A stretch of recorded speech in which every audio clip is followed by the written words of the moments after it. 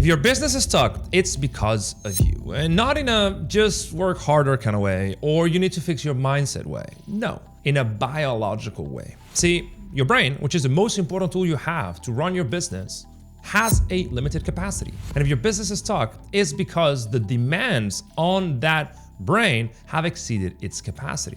And that gap is why you procrastinate, why you avoid hard tasks, and why your revenue flatlines. And this video is about giving you a very simple equation that you can use every time you get stuck, and 10 signs to test yourself against to see if you need to train your brain to increase its capacity to run your business. I'm Castillo, founder, professor, investor, and I've worked with 400 plus founders on the one thing no one else discusses, which is the biological capacity to execute at the level their business demands. And this is not sales, this is not marketing, this is not product. This is the most important thing, which is the operating system beneath it all. Because you can be the smartest, hardest worker in the room with a ninja strategy, but if your brain can't execute consistently, you will get stuck.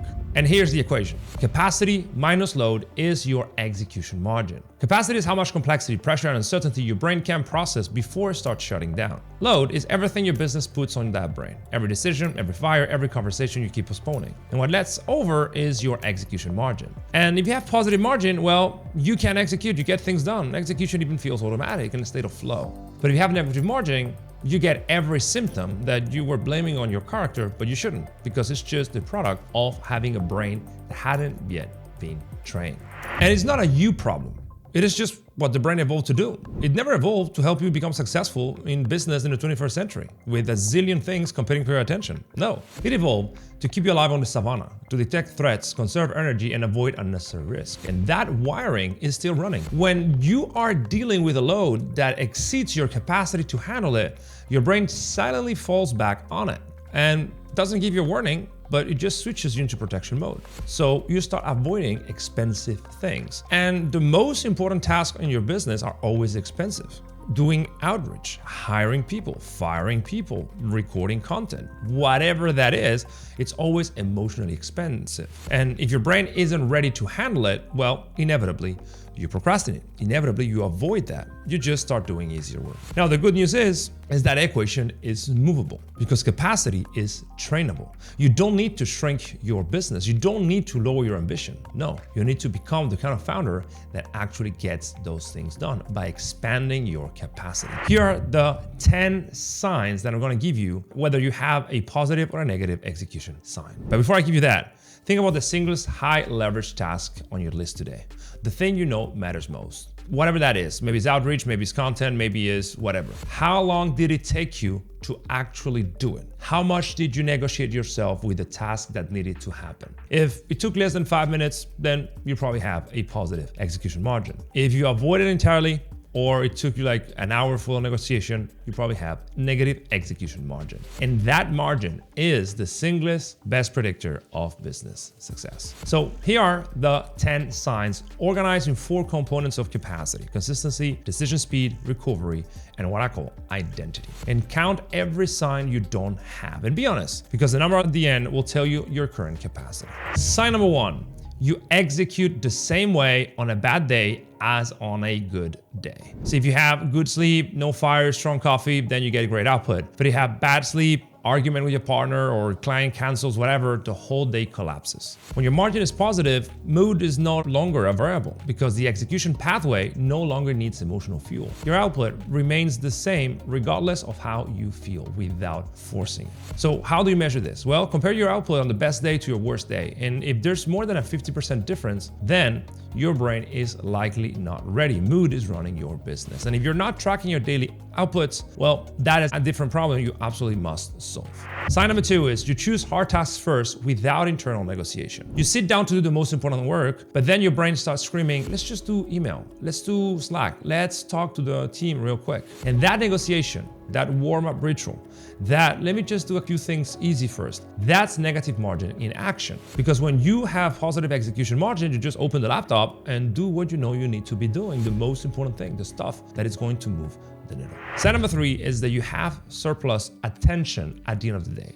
This is huge because elite performers, they work on the hardest thing first, and after that, they still have cognitive gas left. And they're not crawling on Thursday, on Friday. They could choose to push the envelope. But most founders never experience this because they're exhausted by noon after having wasted most of their attention in technology and having no systems to deal with everything that comes at them. Now, about decision speed. Sign 4, you stop pre-gaming decisions. So instead of just thinking about the call you need to be making for 45 minutes before you actually do it, to just go and do it. Instead of thinking about an email you need to send, to just go and write it. That is an indicator of how much capacity your brain has to handle with the difficult work that you'd rather not do, but you still have to. Because when the margin is positive, the decision and the action are basically the same event. You go at it without any gap.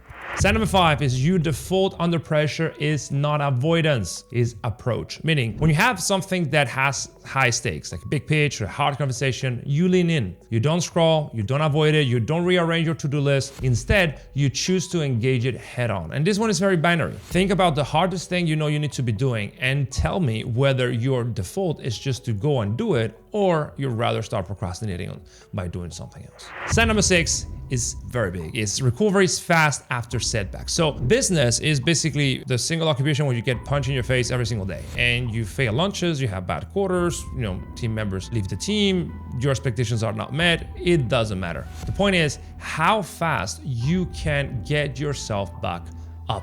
If it takes a few minutes, maybe a couple of hours, if the event is kind of big, that's a very good sign that your capacity far exceeds the demands you're putting on it. But if a bad decision turns into a bad week, that turns into a bad month, you're not ready yet. You must train that capacity. Sign number 7 is that you notice problems without spiraling. So a missed target, a bad month of cash, whatever that is, you see the problem, you process it, and then you move to the fix. And most founders, they're not trained, so they can't separate this from actual to emotional turmoil. The problem and the emotional reaction fuse into one. But those who have trained their brain to expand their capacity, they step on top of the problem. They are the operators that can do the right thing without falling into the trap of feeling miserable or having to deal with a lot of emotional turmoil about it. Sign number 8 is that your weekends are not recovery wards. So mine's used to be, but not anymore. So any operators finish Friday with energy left. So Saturday is free time. It's not rehabilitation. If you need the whole weekend just to feel human again, that is a sign that you are running on fumes. And the last 2 are the most important. Sign number 9 is that you hold your own standards without external accountability. So no coach check-in needed, no accountability partner, no app tracking your hours. You do what you said you do because you're wiring who you are at the brain level executed automatically. And I'll be honest, I run a coaching program, but I'll tell every founder the same thing. External accountability is a bridge, not a destination. This is why we train our founders so they don't need us after 4 to 5 months, because they have created a brain that automatically follows through on every single piece of work they need to be doing. We train them for that. And finally, sign 10, and this is huge.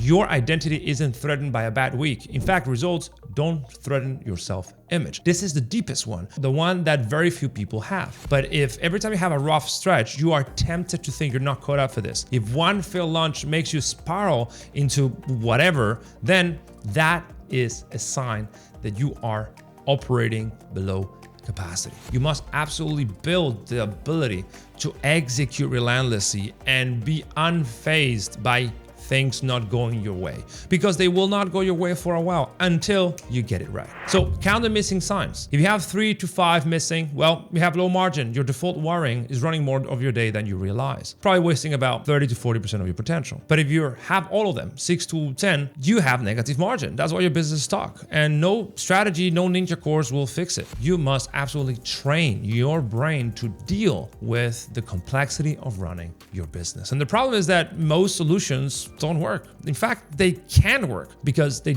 attack the wrong side of the equation. Self-help manages the symptoms. Productivity systems optimize within a broken equation. And business coaching really ignores the equation entirely. Expanding capacity changes the equation because it is how you graduate to a different level. And the way we do it is we do it with personalized data-driven protocols. We literally look at how you execute, we find the patterns, we rewire that, and then we install systems that help you become better over time. And we do it with KPIs, not vibes. We're not gonna help you manifest anything. We're gonna make sure you become the elite operator that gets anything done. And that's the difference. Tracking with data, mapping out your specific patterns between self-help purgatory and becoming an elite performer with training. So if you want to succeed, you absolutely need to train this. And if you want to train it the fast and proven way, book a call with us below. See you in the next video.